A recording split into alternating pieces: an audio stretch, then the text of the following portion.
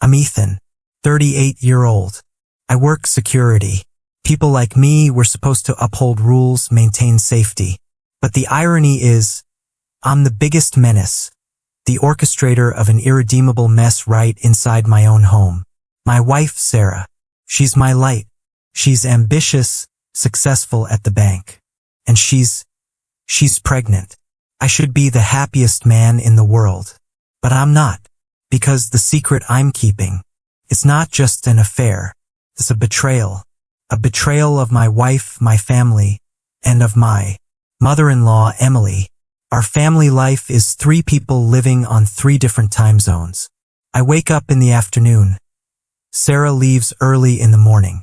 When I get back from my night shifts, Sarah is either sound asleep or just drifting off after a stressful day. Sarah's busy schedule isn't an excuse, but it's a gaping hole. We stopped living together. We just coexisted under one roof. Sex with Sarah became quick or scheduled. It was a check mark on her to-do list. I needed more than that. I needed to feel seen, to feel desired. And then there's Emily. She's a retired schoolteacher. Widowed. 15 years. She was the only one home. She never let me eat alone. There was always a hot plate of food, a fresh pot of coffee. She listened. About my work stress, about my exhaustion. Sarah would say, "You should just sleep, Ethan." Emily would say, "You're carrying too much, son." I started believing she saw the real me, the tired man, not just the faded shadow of Sarah's husband. We had what I call the intimacy of routine. The light brush of her hand when she passed me the mug. The lingering look when she asked about my parents. It was the nurturing I had subconsciously been starving for. I know blaming my wife's absence is a terrible justification. But at the time, it was the only truth I could feel. The bathroom incident. It wasn't a simple accident. It was fate or the worst kind of setup. I walked in. The door was slightly ajar. I saw her.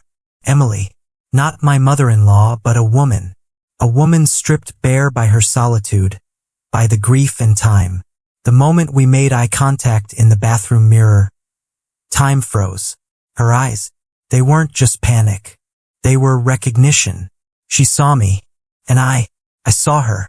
Completely, without the schoolteacher veneer, without the mother-in-law role.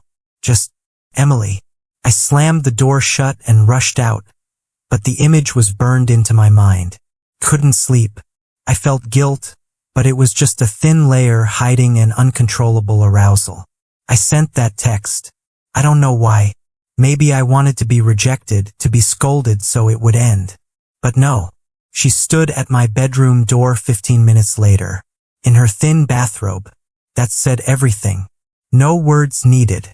"Ethan," she whispered. Her voice was so low I had to lean in. "Don't ever speak of this. We will bury it. I can't handle the loneliness anymore." And then we fell. The first time. It wasn't the passion of youth. It was the urgency, the desperation of 2 lonely souls finding a perverse way to heal their own wounds in each other. What makes me a monster? It's the sheer euphoria after every time we did it. With Sarah, it was comfort. With Emily, it was danger. The taboo. That's the key word.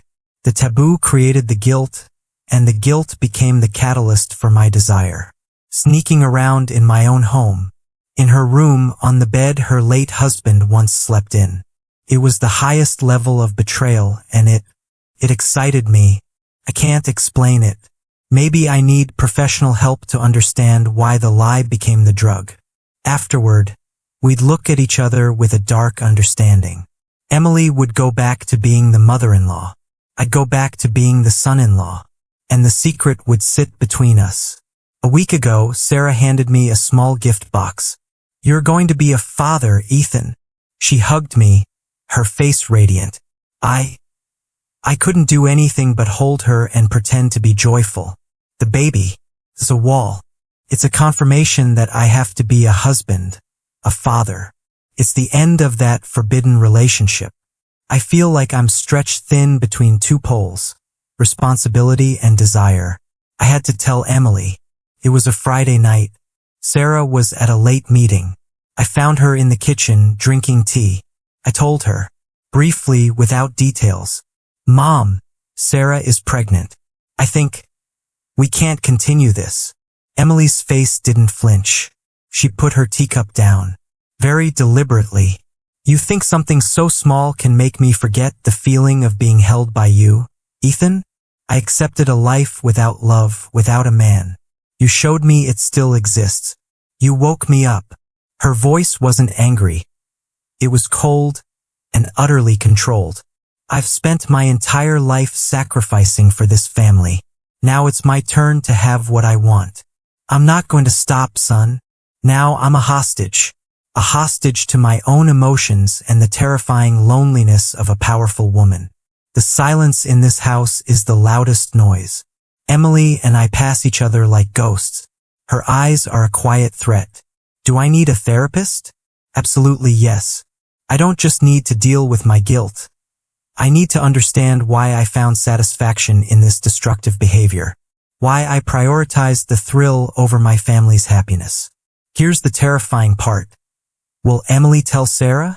I believe she won't, as long as I keep going. But if I refuse, if I cut her off completely, she'll burn everything down. Not for revenge, but to keep me. She doesn't want to lose again. If the truth comes out, Sarah loses her husband, the baby loses its father, and Emily loses her son-in-law and her daughter. This implosion is inevitable. I've made a decision. I have to bury this secret. Not because I'm a good man, but because I'm a coward. I can't be the one to deliver the news that will kill Sarah's fragile happiness and the life of our unborn child. I will have to live this lie. I have to stop with Emily at any cost. I will tell her I can't live with myself anymore. I will beg her to keep silent for the sake of her grandchild. But I know Emily's silence will be a weapon. Every glance, every meal, every shared moment in this house will be a reminder. I will forever be her hostage. I look in the mirror. I see a man in a security uniform. My job is to protect assets, to ensure safety. But I failed to protect my honor, my integrity, and my family. We Americans hold family so dear. But my story shows that sometimes, the walls of the family home are the perfect shelter for the darkest secrets. I will go to therapy.